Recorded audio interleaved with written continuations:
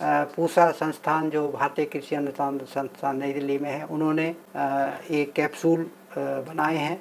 जो 4 कैप्सूल हैं वो 1 हेक्टेयर के लिए काफ़ी हैं, और इस तरह 4 कैप्सूल से वो 1 हेक्टेयर या 2.5 एकड़ में जो पराली है उसको गला सकते हैं, उसको कंपोस्ट बना सकते हैं। सुना आपने, 4 कैप्सूल 1 हेक्टेयर मतलब 2.5 एकड़ पराली को गलाकर बहुत अच्छी खाद बना देते हैं। धान की कटाई के बाद ज्यादातर किसान पराली में आग लगा देते हैं क्योंकि उन्हें गेहूं की बिजाई के लिए खेत खाली करना होता है। यदि पराली को खेत में छोड़ दें तो वह जल्दी गलती नहीं है, जिससे गेहूं की बिजाई में दिक्कत होती है। इसी समस्या के समाधान के लिए भारतीय कृषि अनुसंधान संस्थान पूसा ने ऐसा डिकम्पोजर तैयार किया है जो पराली को बहुत जल्दी गलाकर अच्छी खाद बना देता है। पूसा द्वारा बनाया गया कैप्सूल वाला डिकम्पोजर पराली गलाने में बाकी डिकम्पोजर से बहुत अच्छा काम करता है।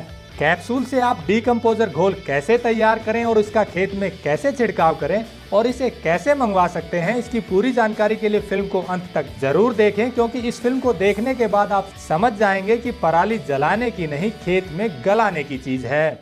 किसान भाइयों, आज के समय में जो धान अपना पकने के समय में आ रहा है, और किसानों की अब एक मन में आएगा कि उसके धान को काटने के बाद जो उसकी पराली होगी उसका क्या करें। वो किसान उसको एक समस्या समझते हैं और उसको जला देते हैं।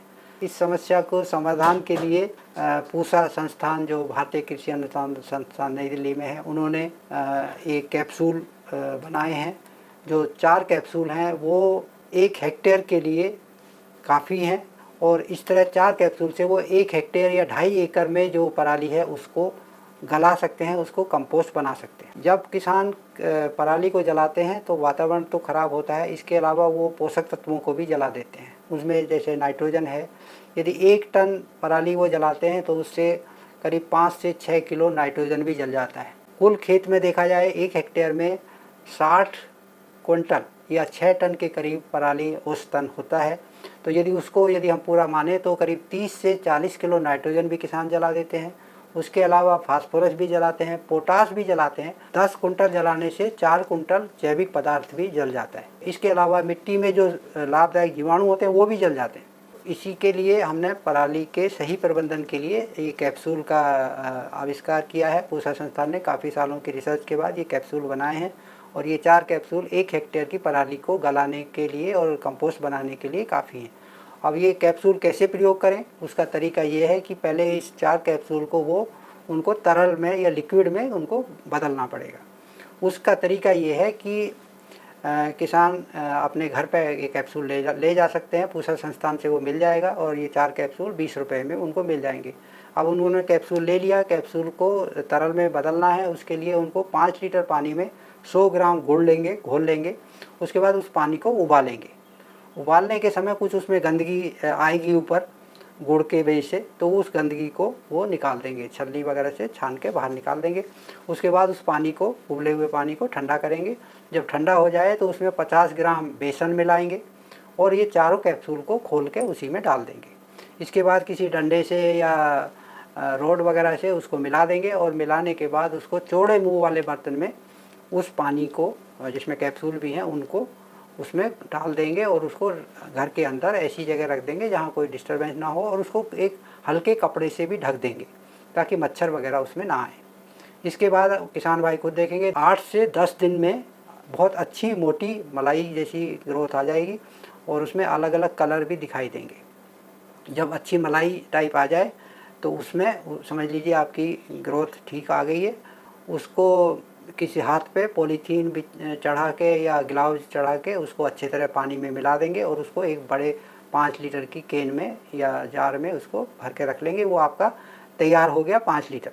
और उस 5 लीटर को वो 25 लीटर में भी कन्वर्ट कर सकते हैं। उसके लिए फिर उनको यही करना पड़ेगा कि 5 लीटर पानी में गुड़ घोलेंगे, उबालेंगे, ठंडा करेंगे। उसमें यदि उनके पास बेसन है तो बेसन भी डालेंगे, और बेसन के साथ साथ वो आपने जो 5 लीटर बनाया है उसी में से 1 लीटर 5 लीटर में मिला देंगे।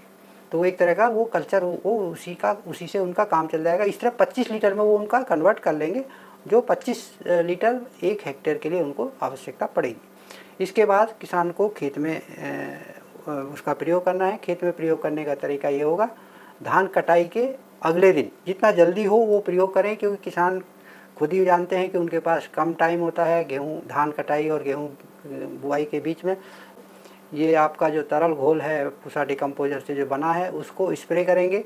पावर स्प्रेयर का इस्तेमाल कर सकते हैं या हैंड स्प्रेयर का इस्तेमाल करके वो स्प्रे करेंगे, और स्प्रे करने के बाद उसको डिस्क हैरो से या रोटोवेटर से उसकी जुताई कर देंगे। जुताई करने के बाद पलेवा करेंगे, किसान वैसे भी पलेवा करते हैं, पलेवा करेंगे तो वो पलेवा करने के बाद वो डिकम्पोजिशन प्रोसेस अच्छी तेज़ी से चलेगा।